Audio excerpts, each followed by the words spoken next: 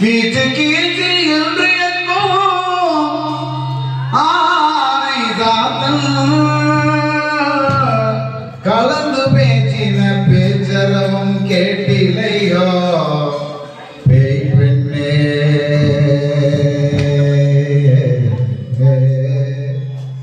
ஆனை சாத்தன் என்பது நாமெல்லாம் கிராமத்திலே சொல்வது இரட்டை வால் குருவி என்று ஒன்று சொல்வோம். அதுதான் அந்த குருவி இருக்கக்கூடிய இடத்திலே மற்ற உயிரினங்கள் அந்த பறவைகளை துன்புறுத்த முடியாது.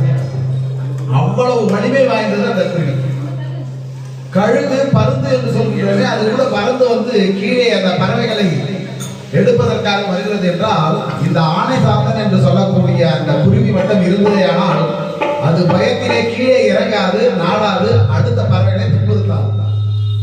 ஆக அந்த ஆனை சாத்தன் அது காலையிலே எழுந்து பேசுகின்றதான். அது கீச்சு கீச்சு என்று எங்கும் ஆனை சாத்தன் கலந்து பேச்சின பேச்சரவும் கேட்டிலையோ பேய் பெண்ணே. காசும் பிறப்பும் கலகலப்ப கை பேத்து வாசல் நறுங்குழல் ஆட்சியர் மத்தினார் ஓசை படுத்த தயிர் அரவம் கேட்டிலையோ.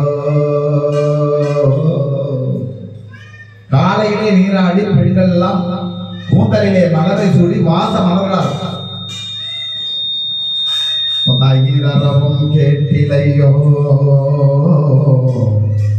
நாயக பெண் பிள்ளாய் நாராயணன் மூர்த்தி கேசவனை பாடவும் நீ கேட்டே கிடத்தியோ. அப்படிப்பட்ட கேசவனை நாங்கள் புகழ்ந்து பாடுகின்றோம். அதை கேட்டு ஆனந்தத்திலே அப்படியே கிடைக்கின்றாயா? எழுந்து வா என்று சொல்கின்றோம். கேசவனை பாடவும் நீ கேட்டே கிடத்தியோ தேசமுடையாய் கதவை திறந்து வெளியே வா.